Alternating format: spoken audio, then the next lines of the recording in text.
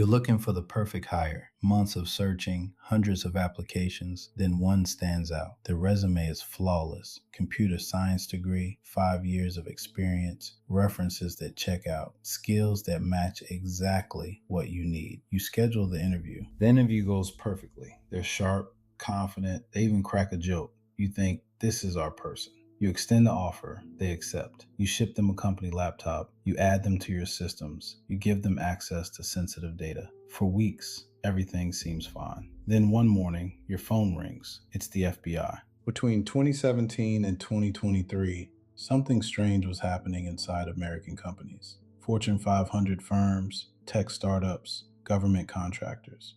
All of them, according to federal prosecutors, were unknowingly employing people who didn't exist.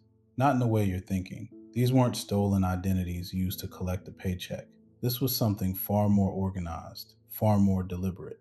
And according to the Department of Justice, it was state-sponsored.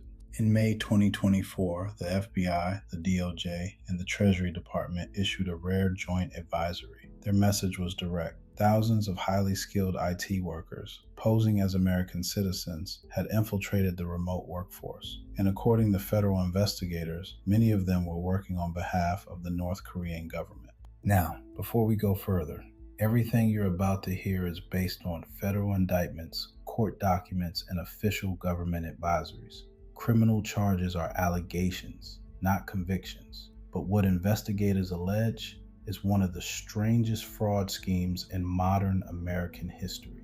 So how does a foreign government get its workers inside American companies? It starts with something deceptively simple, a resume. To understand how this allegedly worked, you have to go back to 2020. When the pandemic hit, tens of millions of people went remote overnight. Zoom replaced conference rooms. Slack replaced hallway conversations. And suddenly, nobody needed to be in the same city as their employer. Nobody needed to be in the same country. According to federal investigators, that shift created an opening, and North Korean operatives, trained and deployed by the regime, moved to exploit it. Here's how the FBI says it worked.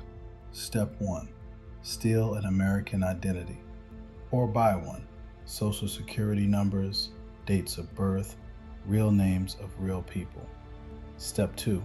Build a life around it.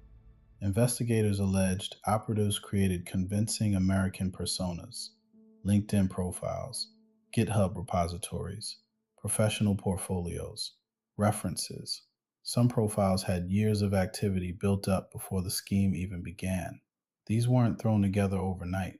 They were engineered. And those profile photos, when someone noticed the face didn't match, that's where it gets more unsettling. According to the FBI advisory, some operatives allegedly use AI-generated headshots, faces that don't belong to any real person, faces that pass a quick reverse image search, faces that look completely real. Step 3. Apply for jobs. Hundreds of them. According to court documents, some individuals allegedly maintain multiple fake identities simultaneously, applying across dozens of companies at the same time, and many of them got hired. But here's the question you're probably asking right now. What about the interview? You can fake a resume, you can fake a LinkedIn, but surely the interview would expose them, wouldn't it? According to federal investigators, not always. The DOJ alleges some operatives conducted interviews themselves, speaking fluent English, leveraging real technical skills. Others allegedly used real-time audio assistance tools to answer questions on the fly. And some interviews, prosecutors alleged, were conducted by American co-conspirators, people who completed the video call while the actual overseas worker waited in the background. Once hired, the job still had to get done. And this is the part that investigators say made the scheme genuinely sophisticated. These weren't ghost employees collecting paychecks for nothing. According to the FBI, they actually did the work. Good work. The kind that kept employers from ever asking questions. But there was still a problem. When a company hires a remote worker, they ship a laptop to a real physical address in America. You can't ship a laptop to Pyongyang. So investigators allege the operation needed something else. They needed people on the ground, Americans.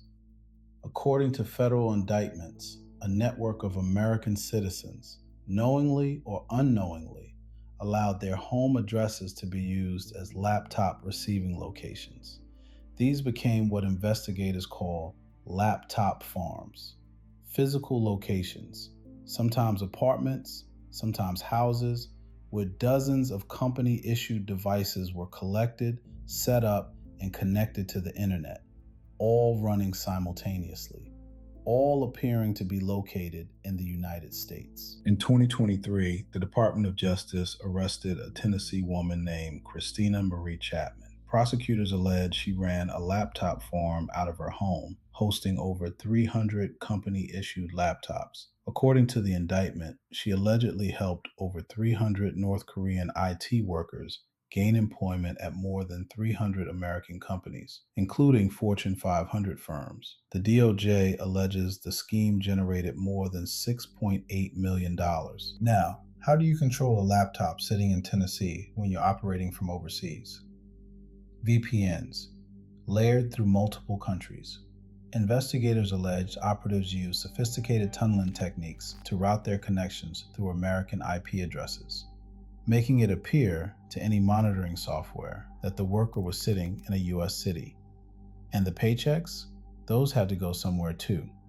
According to prosecutors, wages were deposited into U.S. bank accounts opened using stolen American identities, then moved through money service businesses, through cryptocurrency exchanges, through Chinese bank accounts, before ultimately, investigators allege, reaching North Korea. Here's where it gets uncomfortable. According to federal investigators, this wasn't limited to small startups or obscure contractors. The DOJ alleges that major American companies, household names, were among the victims. Defense contractors, aerospace firms, technology companies, financial institutions. And the reason they didn't notice? Think about how companies hire remote workers today. You post a job, you receive a resume by email, you interview someone on a screen, you verify their work through a shared platform. You've never shaken their hand. You've never been in the same room. You've never actually confirmed they are who they say they are. The FBI advisory notes that many of the fake workers were genuinely skilled developers. They delivered on time. They showed up to meetings. They participated in Slack channels. They responded to emails within minutes. In some cases, employers described them as their best workers, which made what came next even harder to process. So where did the money actually go? This is the part that turns a fraud story into something with much larger implications. According to the U.S. Treasury Department and the Department of Justice, the revenue generated by these IT workers was allegedly funneled back to North Korea to fund weapons programs, specifically ballistic missile development. North Korea has been under some of the most severe international sanctions in history. For decades, the Kim regime has been cut off from the global financial system, unable to conduct normal trade, unable to access foreign currency. So they adapted. According to U.S. officials, the regime built entire departments dedicated to generating revenue through cybercrime and fraud. The Lazarus Group, state-sponsored hackers. And now, the IT worker scheme. The Treasury Department estimates North Korean IT workers may generate hundreds of millions of dollars per year for the regime, possibly approaching $1 billion annually. That's not a side hustle. That's infrastructure. According to U.S. officials, this money doesn't fund luxury goods. It funds missile tests. It funds nuclear research. It funds the regime's most sensitive military programs. Every paycheck that left an American company's payroll system, according to investigators, potentially contributed to a weapons program on the other side of the world. So how did investigators actually crack this? It didn't start with an overseas intelligence tip. It started with something much more ordinary, a curious IT administrator. Companies began noticing small anomalies, work being done at unusual hours, as if the employee was in a completely different time zone. A laptop connecting through a VPN when company policy required direct connection. login credentials being used from two different physical locations within the same hour. Small things, easy to dismiss until they weren't. In some cases, companies discovered the scheme when they tried to terminate an employee, only to find the person they were firing didn't match any real-world identity. No record of the social security number, no record of the university on the resume, no record of the person existing at all. In October 2023, the DOJ unsealed indictments against multiple defendants. Search warrants were executed across the United States. Agents recovered laptops, hard drives, bank records, and in some locations, discovered rooms filled with dozens of company-issued devices, all running simultaneously, all connected through layered VPN networks. The scale of what investigators found was staggering. According to the DOJ, one individual allegedly maintained fraudulent work arrangements at more than 300 companies. At the same time, think about that. 300 separate fake employees, 300 separate fake identities, all managed by a single operation. So what happens now? How do companies protect themselves from something this sophisticated? The short answer is the entire remote hiring process is being rethought. The FBI advisory recommends live video verification at the start of employment, not a pre-recorded clip, not a photo ID emailed across, a live, real-time verification, where the employee holds up their ID on camera while an HR professional watches. Some companies now require new remote employees to appear in person on day one, even if the role is fully remote. Companies are also rethinking how they ship equipment. Instead of mailing a laptop to a home address, some firms now require new employees to pick it up in person at a physical office or an authorized carrier location. The laptop farm model only works if the laptop actually arrives at the farm. Intercept the shipment, break the scheme. Background investigation firms report a surge in demand for enhanced employment screening, social security traces, education verification, employment history confirmation, and increasingly, biometric tools that can detect AI-generated images. The same AI that helped create fake identities is now being used to detect them. But the cybersecurity community flags something companies often overlook. It's not just about the person you hired, it's about what they had access to. If a North Korean operative spent 6 months inside your code base, what did they see? What did they copy? What did they leave behind? According to the FBI, some IT workers allegedly placed remote access tools inside company systems, enabling future access long after their employment ended. This wasn't simply employment fraud. According to federal investigators, it became a national security issue, built on stolen identities, remote work, and trust. Think about what this operation required. It needed skilled workers, it needed American infrastructure, it needed inside knowledge of how U.S. companies hire, pay, and manage remote employees. It needed patience, and it needed to stay invisible. For years, according to investigators, it succeeded. The indictments are ongoing. The DOJ has made clear this is an active investigation.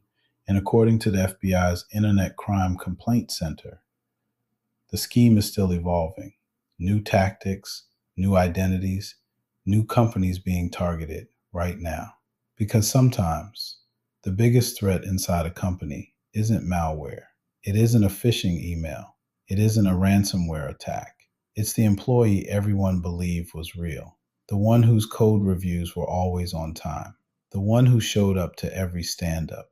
The one who, according to federal prosecutors, was working for a foreign government the entire time. If this investigation opens your eyes, there are many more stories waiting to be uncovered. Follow the money, expose the truth. This is Fraudology. The biggest scams are the ones you haven't heard about yet. Subscribe, and we'll see you in the next investigation.